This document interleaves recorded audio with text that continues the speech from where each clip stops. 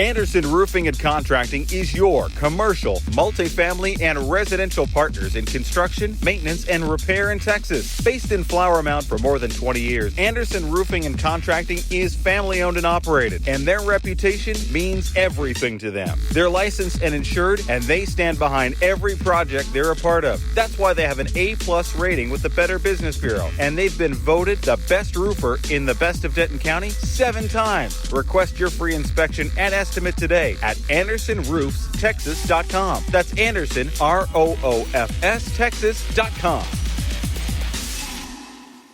Strittmatter Plumbing, Heating, and AC is your #1 choice for all your heating, cooling, and plumbing repairs in the Denton County area. Family owned and operated for over 40 years, Strittmatters is proud to support these high school athletes because giving back to their community is at the heart of everything they do. They stand behind their work with a 100% satisfaction guarantee or your money back. Strittmatters offers free second opinions and no cost estimates, and 7 to 8 is the same great rate 7 days a week. No overtime charges ever.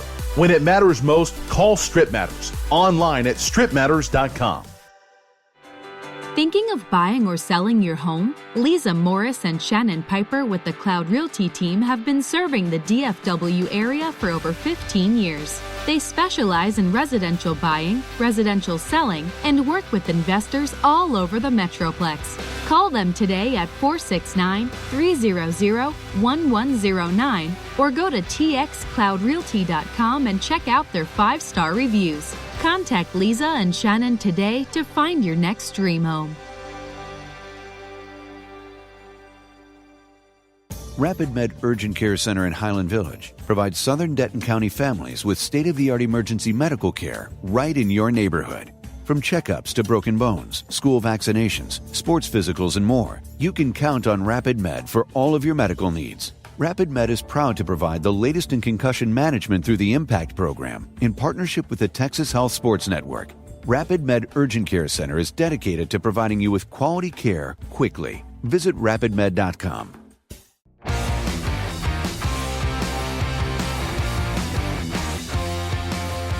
Thanks to the Jaguar Booster Club for bringing the show to you each and every week during the season. Visit and shop local with our sponsors, Anderson Roofing, Rapid Med, Strittmatter Plumbing, Heating, and Air Conditioning, along with Cloud Realty. Pleased to be joined by head coach Coach Basil. How you doing, Coach? I'm good, John. How are you? Man, excellent. Boy, the temperature has shifted. It's definitely, I think this morning it was right on the border of freezing temperatures. It warmed up a little bit for practice as we record this on Monday, November the 30th. How was the conditions out there on the practice field this afternoon? It was great this afternoon. It was a little chilly for the freshman practice this morning, but overall, right there on the end of November, beginning of December, wasn't too bad. Well, Coach, holiday weekend always goes better with a win on Friday. The Jags did just that with a resounding win over Plano, 63-22. You had your Thanksgiving meal, and practice a day before the game. But, boy, what a weekend for the Jags. Yeah, it was really, really proud of the performance of those kids had on Friday. You come in during the week that you don't have school and you get out of bed and you come in, you practice in the mornings and practice every day. It takes a lot of commitment to do that. And I was proud of our kids. We had good practices last week. We always say that if you want to be part of something special, you got to make some sacrifices here and there. And when you show up and prepare yourself like the way they did, I was really proud of them and happy that we had a big win on Friday. It was there were a lot of smiles on the field afterwards. It was senior day, last home game for those seniors. So it was a pretty special day for all around for our program. Yeah, and another big offensive night for the Jags. I think the second time this season you put up 63 points. The team had 522 yards of total offense, but a nice mix of passing and rushing, 224 on the ground with 298 through the air. Nick had accounted for 7 of those touchdowns, Coach, 4 touchdowns through the air and 3 with his legs. Man, what a performance by the offense. Yeah, really was fun watching those guys. Nick had a great game. We were very balanced, which is always good to see. We opened up some things in the run game because of what we were able to do throwing the ball, and because we were able to run the ball, it opened up some things from a passing standpoint. We were pretty balanced. We were pretty balanced on each of our downs, first, second, and third down, depending on what the situation was. We were able to really do some good things all around. So that was nice to see. Whenever you're able to do that, really comes down to the offensive line playing very well, whether it's protecting the quarterback, whether it's opening up some run lanes. Those guys out there really were impressive on Friday. Yeah, the big boys up front never get enough credit. The defensive players usually get a little more highlight reel, picking up fumbles and returning them for touchdowns, things like that. But, man, your offensive line played great. Enabled Peyton Porter to run for 110 yards, one touchdown on 19 carries. Man, that was one of the key ingredients to the win right there. Yeah, Peyton's done a great job. And, those guys, he's seen where the holes are. He's finishing runs. He's getting north and south. Those are things that he's shown and progressed throughout the season. Had some guys step up. Cade Ledline playing really well. Had some big catches. Isaac Carpenter stepping in, having a big day. I think he had 8 catches for 120 something yards. And so really, it's nice to see different guys that are stepping in and making some things happen. Well, Bert Auburn just seems to get it done each and every week. Man, you wore him out, had 9 point after attempts and went 9 for 9. He's just like a machine back there. What can you say about your kicker, Bert Auburn? Well, it's just he's one of those guys that in the career coaching, you think about those guys that are just elite at their position, and Bert, what he does, it's just fun to sit back and watch. I mean, I think sometimes, you come to expect some of those things, and he is just so automatic that I don't want to say, sometimes you don't necessarily take it for granted, but you come to expect that. Of course, he's knocking those kicks through on the PATs, and then coming back and kicking it off on our kickoff cover. And he's, he had some touchbacks. There are a couple that he put through the uprights, kicking off from the opposite 40-yard line. It's fun to watch him work. He's worked so hard at mastering his craft, and I know that he's going to have some opportunities at the next level. It's going to be fun to watch him and see what he does here the next 4 years, but we're sure glad that we've got him and have enjoyed watching him these last 4 years, last 3 as a varsity guy. But he's really worked hard and been a big impact on our team over the years. Well, Coach, Plano had a solid night numbers-wise, but your defense kept them out of the end zone. What can you say about the defensive effort during the Plano game? It was outstanding. Those guys, the thing that you enjoy watching about them is that there's 11 guys, and they all play just with relentless effort. We knew coming in they had some explosive things, especially at running back. The running back is really quick. He's capable of making people miss in the open field. We did a good job of running to the football, and we take a lot of pride in that as far as just how many people can we get to the ball. And we had a couple key situations, key stops. I mean, we didn't get off to a great start in the game. They went down the field and scored, and then we mishandled the following kickoff, and they got the ball in good field position again. But we were able to hold them to a field goal opportunity, which they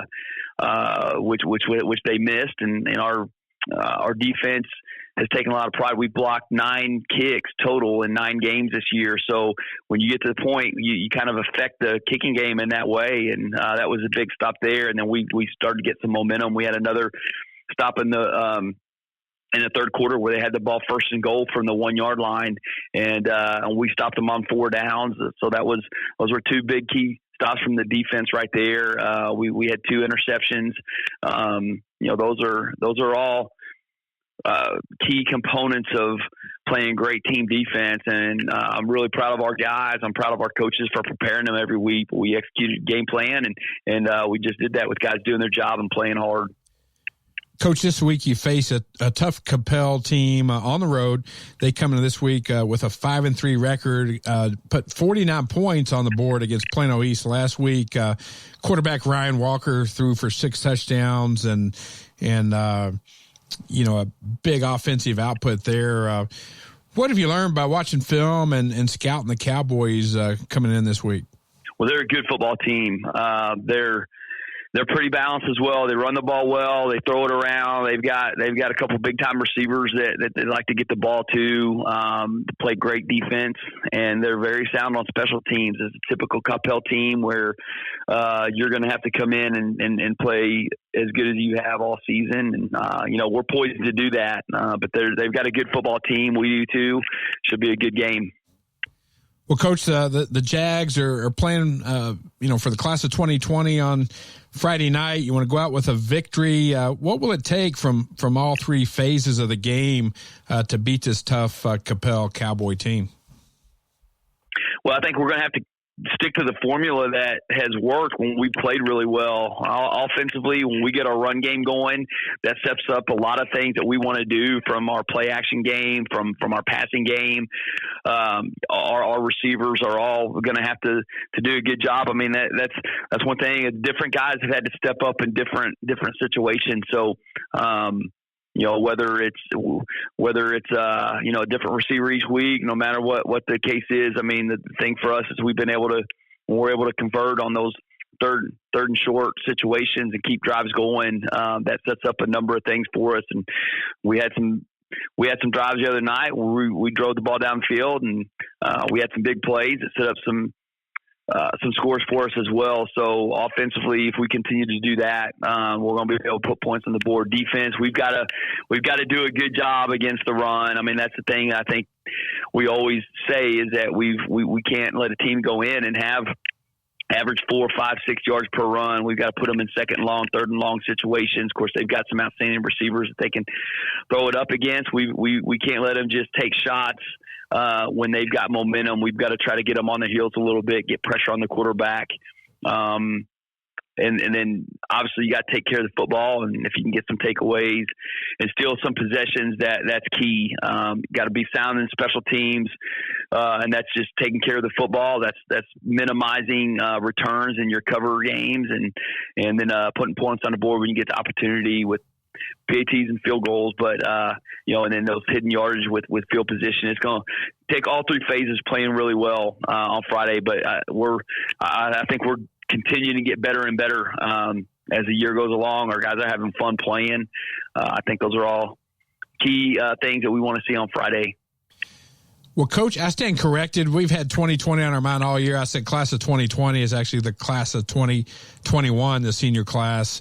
And, that just a great segue into it's just been a challenging year in many areas off the field. Any final message to this Jaguar football team as you wind down the season? Well, we've talked about this a little bit with our team, but I have been as proud as this group of young men as just about anybody that I've had. The things that they've had to persevere through. There was a long time where they weren't sure if we were going to get to play this season, and as the season started and went on, especially here recently, you hear about games getting canceled and. There's just the whole situation with, players being out. I mean, there's just a lot of unknowns. It takes a lot of resiliency to come and prepare and just give your best, just time in and time out. And these guys have done a good job of that as anybody that I've seen. I think those are things that when our goals as coaches is that you want them to learn some things through this game that they're going to carry on with them for the rest of their lives. And certainly they've learned how to overcome adversity. They've learned how to control things they can and not worry about things that are outside of their control. And that in and of itself, you go through a season where we've had injuries. We've had some young guys that took over at the beginning of the year from an experienced team from our last few years and have stepped into some big shoes. And I think with all those things combined, I'm really proud of the progress that this team has made. Our seniors have set a great example of leadership for younger guys to follow, and they've done a good job of continuing to build the foundation of this program. I think that's just one of the things that they show. They love the game. They love being around each other. We go out. We've had very few just poor practices. They go out and they put in the work. That's what's been a lot of fun.